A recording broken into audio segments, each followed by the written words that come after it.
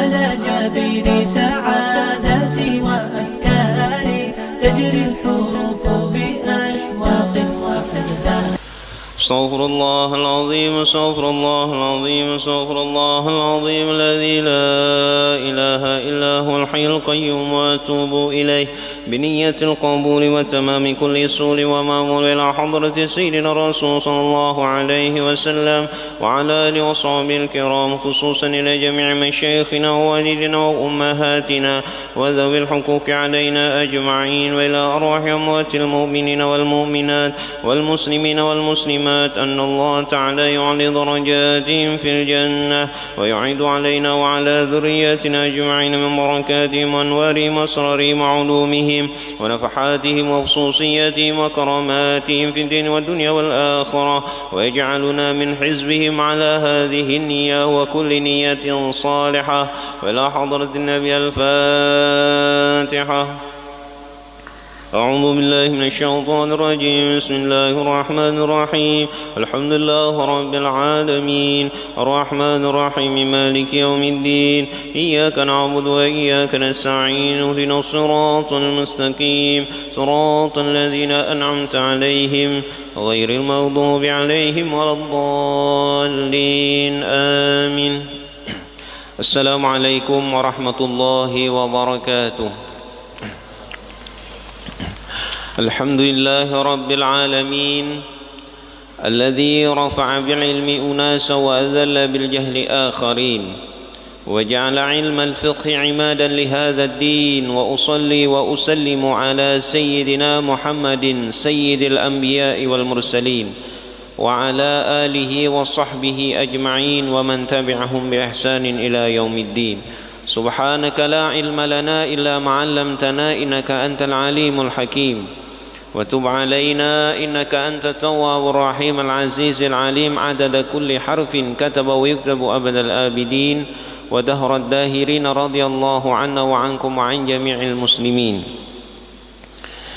Tidak ada kata yang terbaik kita ucapkan selain memuji kepada Allah Subhanahu wa Ta'ala atas segala kenikmatan yang Allah berikan kepada kita. Wabil khusus Allah Ta'ala berikan kenikmatan bagi kita untuk diberikan taufik hidayah serta inayah atau pertolongan dari Allah, sehingga pada malam hari ini kembali kita semua bisa bersama-sama berkumpul di ruangan ini, hadir di dalam majelis ilmu. Karena tak ada sesuatu yang mampu kita banggakan nanti di hadapan Allah Subhanahu wa Ta'ala kecuali segala macam bentuk amal saleh dan kebaikan yang kita kerjakan selama kehidupan kita di dunia ini. Waktu yang kita gunakan akan menjadi sebab terberat nanti di hadapan Allah Subhanahu wa Ta'ala. Karena dalam hadis Rasulullah, la tazulu qadama 'abdin yaumal qiyamah hatta tus'alu an arba'ati khisalin an umrihi fima afna. Sesuatu terberat yang akan dipertanyakan, kata Rasulullah, yang membuat kaki seorang hamba tergeser di hadapan Allah adalah waktu yang digunakannya. Bagaimana dia memanfaatkan waktu dan kesempatan yang diberikan oleh Allah Subhanahu wa Ta'ala di dalam kehidupannya. Waktu tersebut mempunyai banyak aspek, banyak banyak cabang. Salah satunya waktu kesehatan yang Allah berikan. Apa yang bisa kita gunakan di dalam kesempatan kita memanfaatkan waktu tersebut. Waktu ketika diberikan fasilitas oleh Allah, apa yang bisa kita gunakan? Waktu ketika diberikan oleh Allah Ta'ala pangkat, kekuasaan dan jabatan, apa yang bisa kita korbankan? Apa yang bisa kita lakukan untuk menegakkan agama Allah Subhanahu wa Ta'ala? Pangkat kita berapa tahun?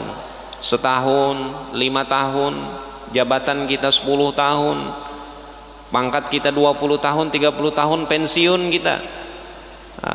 Sebelum waktu pensiun kita tiba, Allah Ta'ala sudah memensiunkan kita dengan kematian. Karena ada yang pantas kita banggakan di dalam kehidupan kita ini, kecuali satu, amal soleh ketika kita masih hidup di dunia ini itu yang bisa kita bawa kebaikannya ke hadapan Allah Subhanahu wa taala, yang berbentuk waktu tadi, berbentuk kesempatan, baik kesehatan, pangkat jabatan, harta dan lain sebagainya, itu merupakan kesempatan yang kadang tidak terulang beberapa kali Allah berikan kepada kita.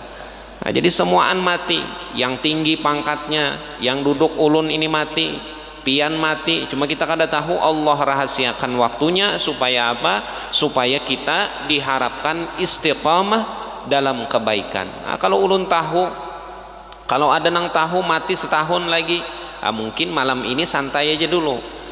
Unting hari-hari terakhir, seminggu terakhir sebelum itu bertaubat, sujud kepada Allah Ta'ala, sujud sebanyak-banyaknya, semalaman beribadah, sujud kada habis-habisnya, membaca Al-Quran sehari sehatam. Nah, itu kalau tahu Allah Ta'ala inginkan keistiqamahan kepada kita, apa? Supaya segala macam bentuk waktu yang diberikan Allah bisa kita gunakan sebaik mungkin. Waktu lagi susah bagaimana digunakan, waktu lagi senang, waktu di atas, waktu di bawah, waktu lagi diberikan jabatan, waktu tidak punya jabatan, Allah Ta'ala berikan kepada kita adalah apa tujuannya? Untuk semata-mata kita gunakan untuk ketaatan kepada Allah Subhanahu wa Ta'ala. Mati kita kadang membawa apa-apa, jabatan tadi sia-sia, pangkat sia-sia, seragam yang kita gunakan sia-sia, baju yang kita gunakan sia-sia, porsi yang kita gunakan, tanda tangan yang mampu tadi mengubah daripada berbagai macam kebijakan. Ternyata di akhirat semuanya itu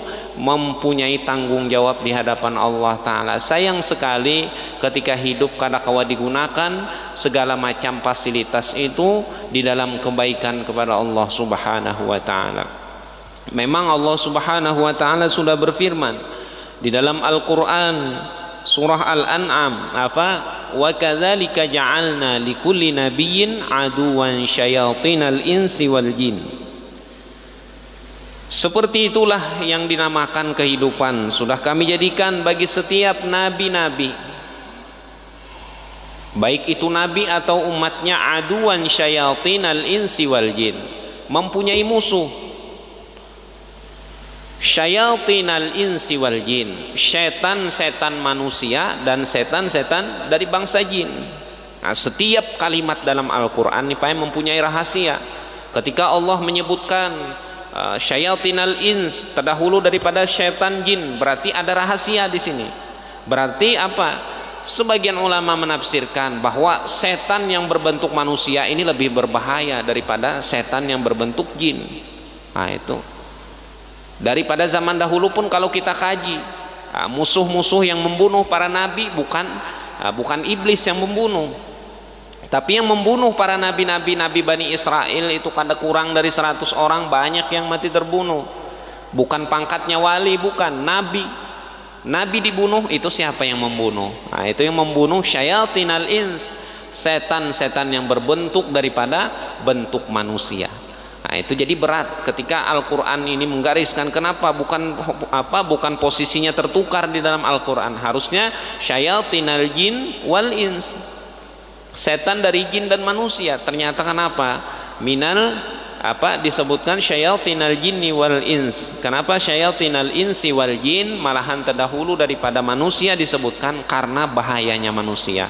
Ketika kita hendak ke tempat kebaikan, syayatinal jin, syayatinal ins dari setan-setan dari manusia yang berbentuk misalnya daripada keluarga kita, menghalang-halangi dalam kebaikan. Nah, itu lebih berat.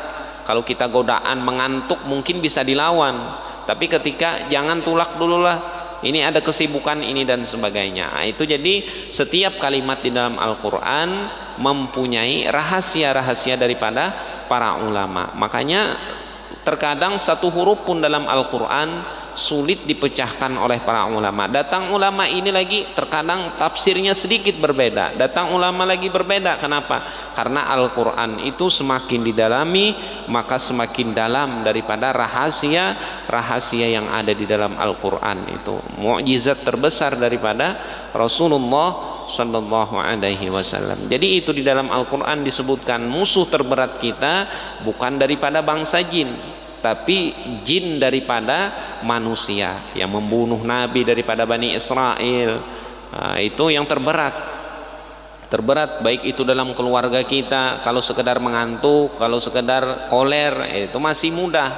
Tapi kalau memang nak kada boleh ikam ke pengajian, nak kada boleh ikam ini dan lain sebagainya. Nah, ini yang terberat, musuh daripada bangsa manusia, setan daripada setan yang berbentuk jin. Ini kalau berbentuk manusia. Kalau yang berbentuk manusia ini kalau sarik menampar bisa, jin ngalih menampar.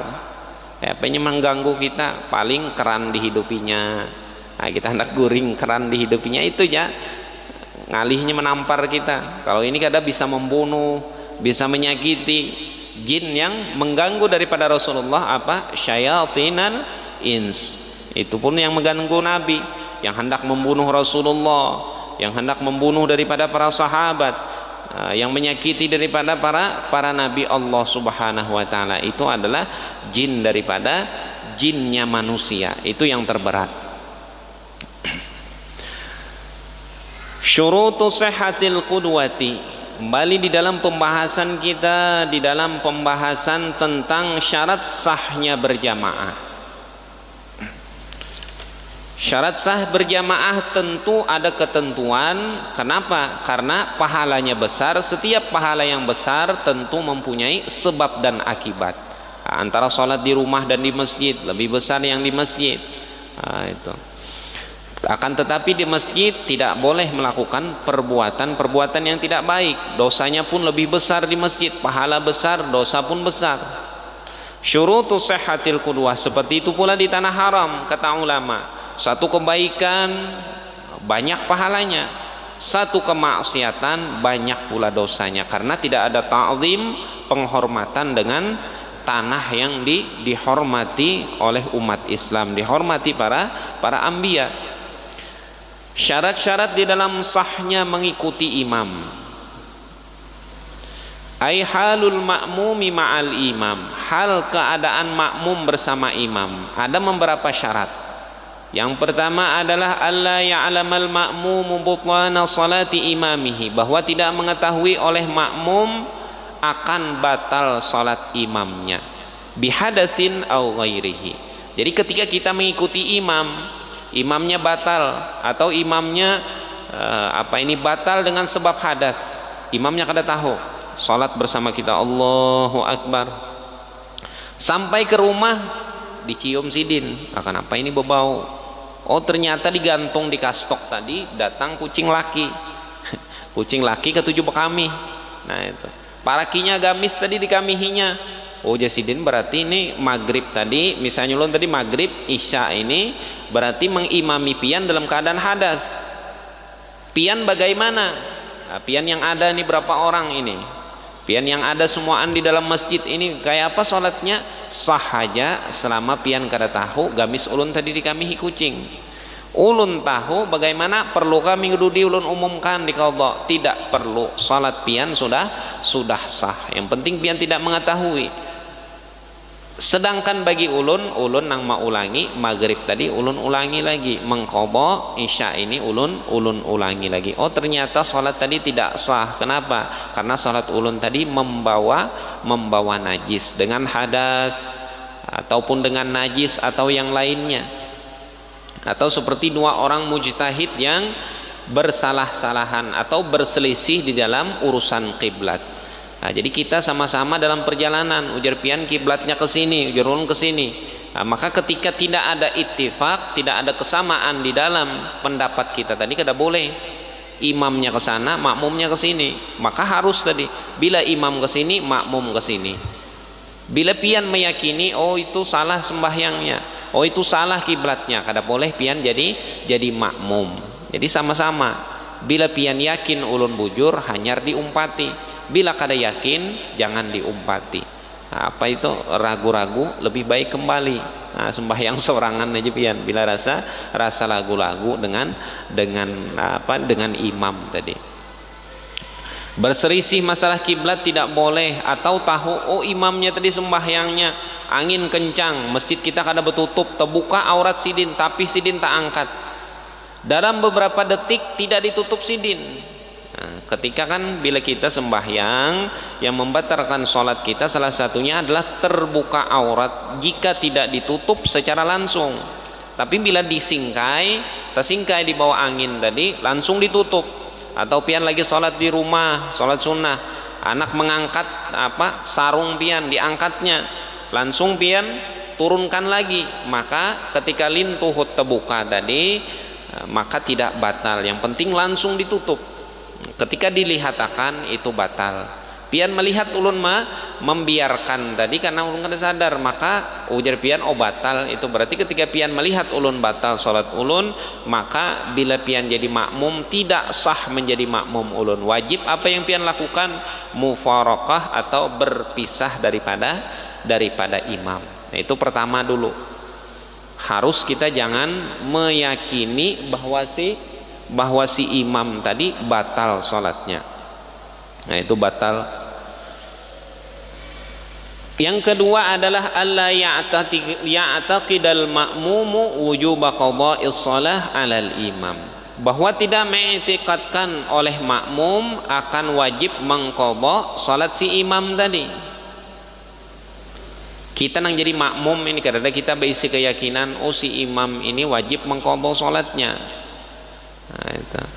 Contoh seperti imam ini dalam keadaan mukim lalu bertayamum. Nah, memang PDAM mati. Dalam keadaan misalnya dicontohkan banyu kadada. Lalu si imam bertayamum, tapi imam ini belum mencari lagi. Belum mencari dengan mencari yang diperintahkan di dalam syariat. Karena dulu betakun ke sana kemari, karena dulu adakah banyu di sumur itu, kada betakun dalam keadaan mukim. Maka bagi si imam ini wajib mengulang sholat itu kena. Memang ketika masuk waktu wajib kita sholat. Akan tetapi sholat itu karena kita dalam keadaan mukim bertayamum tanpa ada sebab yang jelas, maka sholatnya wajib diulang. Nah, ini karena betakun masih mencari. Beda kalau dalam keadaan musafir, kita dalam perjalanan misalnya masuk ke dalam sungai sana, ke arah Benangin sana masuk, kita tidak menemukan air untuk bertayamum. Nah, ini beda hukumnya dalam musafir, tidak ada air lalu kita bertayamum, maka sah tayamumnya dan sholatnya kada perlu diulang. Beda dengan bertayamum dalam keadaan mukim. Disuruh dulu kita mencari ke sana kemari di daerah sini misalnya di jalan di Gang Mawar, situ jalan Mawar takuni siapa yang ada bersumur, bisakah minta banyu sedikit untuk berwudu. Nah, ternyata kalau memang sudah kering ada ikhtiar kita mencari, maka itu tidak wajib diulang sholatnya meskipun bertayamum. Tapi kita melihat sidin tadi yang jadi imam tadi, ternyata kada mencari, sebelum azan sudah duduk, sebelumnya kita lihat sidin dari kesibukan sidin langsung masuk ke masjid kada mencari. Kita yakin ini mukim bertayamum, maka sholatnya sah tapi wajib diulang, kada boleh kita menjadi makmumnya. Atau fa idza jtama'a nafarun wa kullu wahidin minhum yajibu alaihi al-qadha sallu furada. Atau kita melihat si imam tadi salat dalam keadaan apa? Kada berwudu, kada bertayamum. Kenapa? Dalam keadaan dalam keadaan contohnya aja, dalam keadaan pakaian bernajis. Kalau bisa terjadi ini tidak berwudu, tidak bertayamum, misalnya dalam penjara. Nah, ini kan karena debu, Imam Syafi'i wajib debu. Kalau mazhab lain boleh tidak pakai debu. Seandainya banyu kadada, banyu mati, debu kadada, maka orang ini tetap wajib sholat. Bagaimana sholatnya? Sholat tanpa wudu dan tanpa tanpa tayamum. Akan tetapi sholatnya wajib diulang. Bertiga orang dalam satu sel,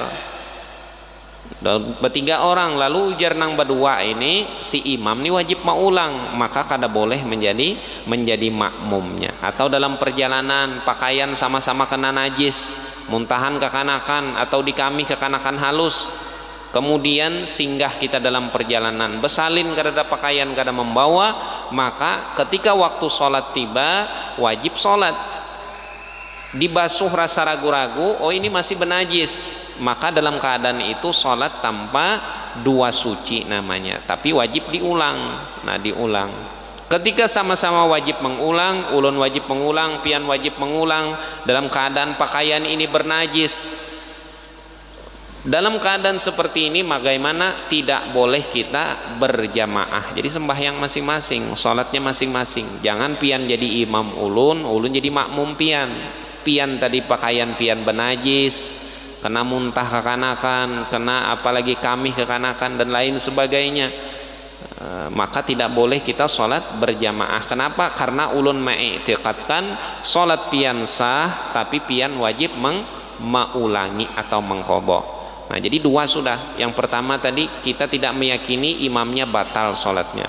Yang kedua apa? Kita tidak meyakini imam tadi wajib mengulangi sholatnya. Ketika imam wajib mengulangi sholat, maka kita tidak boleh menjadi makmum si imam tadi, sholat masing-masing. Dan ada pertanyaan, sahkah imamnya berduduk? Nah, imam ini garing, tapi sidin qari, bacaan baik. Ini kan kalau kita berwudu, pakaian kita suci tadi, kita jadi makmum, tidak boleh kepada orang yang wajib mengulang sholatnya. Ini pertanyaan, karena kita tadi kan punya air untuk berwudu. Si imam tadi tidak mencari air lalu bertayamum, wajib dia mengulang, kita sah sholat kita, maka tidak boleh seperti itu. Kalau imamnya berduduk aja, wudunya baik dan lain sebagainya. Imamnya kebetulan sakit batis, tapi orangnya baik bacaan. Bagaimana ini bentuknya? Ketika seperti itu, yang lebih utama ketika rukun sholat kemarin, berdiri, al-qiyamu lil qadir, berdiri bagi yang mampu merupakan rukun sholat. Pian sehat semuaan, imam kada sehat, nah, lagi garing. Bila sidin berdiri mungkin apa kepala sidin pusing, lalu hendak terabah, maka sidin sholat di atas bangku, bersandar sholat. Ketika sholat dalam keadaan itu, berarti imam ini dalam hal rukun ini lebih sempurna si makmum. Nah, makmum berdiri, bolehkah seperti itu? Mari kita bahas. Wa tasihhu qudwatu mutawaddiin bi mutayammimin. Wa tasihhu qudwatus sahih wa tasihhu qudwatul qaimi bil qa'idi wal muttaji'i. Sah saja mengikutnya orang yang berdiri dengan yang berduduk, boleh. Berarti pian berdiri, imamnya berduduk, boleh. Wal muttaji'i, atau imamnya dalam keadaan berbaring tapi sidin salat sidin luar biasa, bacaannya misalnya kita senang, sidin membawa ayat-ayat yang memang baik ayat-ayatnya, hurufnya fasih, lalu kita tidak ujar orang, wah ini apa kada pede di belakang sidin, jar pian-pian aja sidin ulun ni garing, berduduk aja, ayo silahkan berduduk sidin, basila sholat, kita di belakang dalam keadaan berdiri, maka sah aja. Nah itu sah, boleh. Bahkan yang berbaring pun sah kita di belakangnya. Nah kenapa? Karena orang sholat yang berduduk kada wajib mengulang. Nah ini beda pembahasannya. Kalau tadi kan wajib mengulang, orang yang kada berwudu wajib mengulang sholatnya, karena memang tidak ditemukan air, kemudian tanah tidak ditemukan, atau ada air dan tanah tetapi pakaiannya terbuka auratnya, atau auratnya tertutup akan tetapi pakaiannya bernajis, tetap wajib sholat tapi wajib diulang. Kalau si orang yang sholat berduduk ini karena sakit, tidak wajib mengulang, maka sholatnya bagus dan kita menjadi makmumnya pun tetap boleh aja meskipun kita berdiri. Jangan kita umpat berduduk juga. Nah, karena imamnya berduduk, wajib mengumpati imam. Lalu kita berduduk juga kada. Nah itu mengumpati dalam gerakan maksudnya. Wa tasihhu qudwatu mutawaddiin bi mutayammimin, dan sah mengikutnya orang yang berwudu dengan orang yang bertayamum. Sah aja. Imamnya, aku jadi imamnya kada kau berwudu. Kenapa? Karena lagi kena penyakit misalnya tidak bisa kena banyu. Bila kena banyu panas awak, kemudian karumut misalnya, timbulan, hendak berwudu pakai banyu nyiur kada bisa, banyu kelapa, air kelapa lain air mutlak, kada bisa berwudu. Sedangkan kena air biasa berwudu ke sungai atau berwudu pakai air biasa PDAM, gatalannya timbul. Lalu sidin misalnya, sidin jadi imam, terpaksa bertayamum. Nah ini tayamum yang seperti ini karena ada alasan, maka sah aja tayamumnya, dan pian yang berwudu sah aja di belakang orang yang imamnya bertayamum, boleh aja. Nah, kada harus sama-sama berwudu, kada. Imam bertayamum, makmum boleh berwudu. Yang penting tayamumnya karena satu sebab, karena ditangati dokter pian supaya sembuh sakit pian, cepat sembuh, jangan kena air. Akhirnya bertayamum, maka boleh sidin yang bertayamum tadi jadi imam. Kenapa ada perdebatan antara tayamum dan wudu ini? Karena wudu lebih kuat posisinya. Nah, wudu ini untuk liraf'il hadas, mengangkat hadas, sedangkan tayamum untuk listibahati shalah saja. Sebenarnya tayamum itu tidak mengangkat najis, tidak mengangkat hadas, akan tetapi untuk membolehkan aja. Nah jadi beda mengangkat lawan membolehkan, lebih kuat hukum yang mengangkat. Kalau wudu liraf'il hadas, hadas yang ada di tubuh kita karena wudu terangkat, tetapi karena tayamum bukan terangkat, cuma boleh aja. Berarti kita sholat dalam keadaan berhadas, cuma dibolehkan, dimaafkan karena syariatnya seperti itu.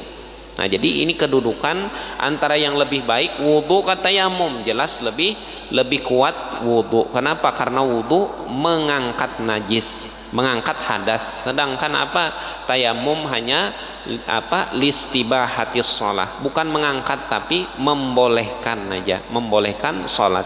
Asalnya tidak boleh, tetapi karena tayamum menjadi boleh. Beda hukumnya dengan wudu. Meskipun seperti itu, tetap banyak orang yang bertayamum boleh jadi imam, si yang berwudu menjadi makmum, boleh seperti itu. Wa mutawaddiin bimasihil khuf, dan orang yang berwudu dengan orang yang menyapu khuf. Nah, khuf ini ketika di dalam keadaan dingin atau dalam keadaan musafir, ada orang yang menggunakan khuf ini sepatu, cuma sepatunya mempunyai kriteria, salah satunya apabila dia berjajak di banyu, air kada merembes masuk. Lain kalau sepatu ket kita itu lain, dan dia menutupi mata kaki. Nah, itu syaratnya khuf. Khuf itu biasanya dipakai orang dahulu di zaman Nabi atau daripada zaman jahiliyah, dipakai orang yaitu zaman sebelum zaman sekarang. Banyak sepatu digunakan orang untuk perjalanan musafir karena dari kulit. Nah, jadi dari kulit nyaman, lembut, akan tetapi menahan panas karena dari kulit.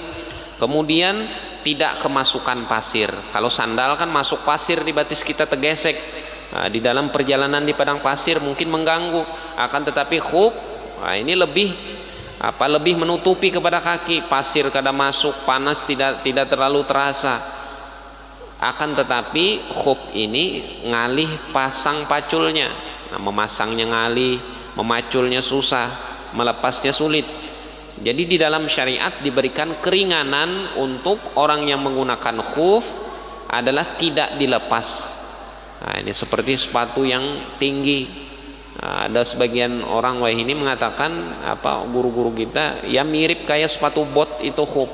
Nah, sepatu bot itu kan bila berjajak dilicak kada basah. Nah, itu kemudian kada kemasukan banyu. Kalau sepatu ket kita itu masuk banyu dan menutupi mata kaki. Nah, itu cuma sepatu sekarang lebih mudah karena digunakan diulah perusahaan. Jadi melepasnya mudah, memasangnya pun mudah. Nah, kalau memang bisa dilepaskan, dilepas saja. Ada satu alasan karena dingin misalnya, lalu disapunya khufnya. Kalau dilepas khuf ini kedinginan, karena dinginnya luar biasa cuacanya. Maka di saat seperti itu berwudu biasa, muka dibasuh, tangan dibasuh, kemudian kepala. Habis itu kalau mau sunnah telinga, kemudian baru kaki. Harusnya kaki dibasuh, ini kada. Ambil air cuma di ini kaki kita, sepatu kita tadi khuf. Nah, ini cuma disapu aja. Mashul khuf disapu aja. Kadang diambil air dibasahi khufnya, tidak. ambil air sedikit, nah, cuma disapu seperti ini dalam syariah. Nah, itu disuruh seperti itu. Jadi tidak perlu melepas, itu kemudahan. Sebenarnya banyak kemudahan dalam Islam. Ketika dalam perjalanan menggunakan khuf, ketika berwudu, tidak perlu dilepas, cukup disapu di atasnya untuk memudahkan. Jadi ada banyak alasan. Sebenarnya ngalih memacul selawar, ini ngalih memacul sepatu dan lain sebagainya. Ini ada hukumnya, tidak sembarangan. Orang yang wudunya seperti itu, tapi ada syarat-syaratnya. Salah satu syaratnya ketika memasang khuf tadi dalam keadaan berwudu. Jadi wudu biasa dulu, habis kaki dibasuh, hanyar selesai berwudu dalam keadaan suci, hanyar boleh memasang khuf tadi. Jadi kalau kita dalam keadaan berwudu memasang khuf, kada boleh. Jadi harus berwudu, pasang khuf, pasang sepatu tadi. Ketika takantut, nah takantut dalam keadaan menggunakan khuf tadi, yang dilakukan hanya mensucikan anggota selain daripada kaki. Untuk kaki tidak perlu dilepas, cukup disapu aja. Nah itu hukum memakai khuf. Wudunya tidak membasuh kaki karena dia menggunakan khuf, boleh aja menjadi imam sedangkan imamnya dalam keadaan berwudu. Nah, dalam keadaan berwudu boleh aja. Wa qudwatul qaimi wal muttaji'i, wa qudwatul qaimi bil qa'idi wal muttaji'i, wa qudwatus sahih bis salisil. Dan mengikutnya orang yang sahih, orang yang sehat dengan orang yang sakit. Sakitnya ini apa? Masalah salisil baul, atau apa ngarnya bahasa Indonesia ini? Rembes apa ngarnya itu? Nang bekamih terus, keluar terus kencing. Hukum pertama orang yang salisil baul ini yang kencingnya senantiasa, mungkin karena penyakit dan lain sebagainya. Lalu air kencing ini keluar terus terus menerus. Dilihati dulu. Ketika hendak sholat, dilihati dalam 24 jam ini. Misalnya waktu zuhur dari setengah 12 sampai setengah 3 jam waktu zuhur. Dilihat kebiasaan sehari-hari. Kapan berhenti daripada setengah 12 sampai setengah 3? Kapan berhenti air kencing tadi keluar? Bila kita melihat keluar sekitar 1 jam, setelah itu ada jeda sekitar 10 menit, maka ketika hampir keluar tadi di situ waktu sholatnya. Nah, ini. Akan tetapi ada keadaan ini 24 jam keluar terus sedikit, dalam keadaan 1 menit ada titik, 1 menit ada titik. Nah ini maka bagi si orang yang sakit seperti ini, insya Allah nanti pembahasannya, boleh menjadi imam bagi orang yang sehat saja, orang yang tidak mempunyai penyakit. Tapi nanti pun mempunyai syarat-syarat tertentu. Harus berwudu ketika masuk waktu, kemudian ketika sebelum sholat mengganti dulu pembalutnya. Ini sama seperti hukum orang yang istihadah. Wallahu a'lam bis-shawab.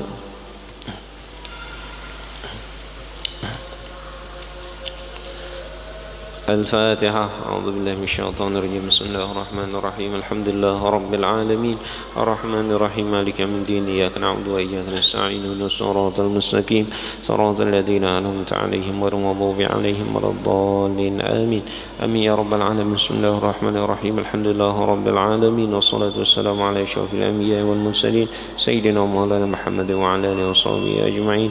اللهم انفعنا بما علمتنا وعلمنا ما ينفعنا وزدنا علما. اللهم اجعلنا من العلماء العاملين ولا تجعلنا من العلماء السوء. وصلى الله على سيدنا محمد وعلى آله وصحبه وسلم والحمد لله رب العالمين. سبحانك اللهم وبحمدك أشهد أن لا إله إلا أنت أستغفرك.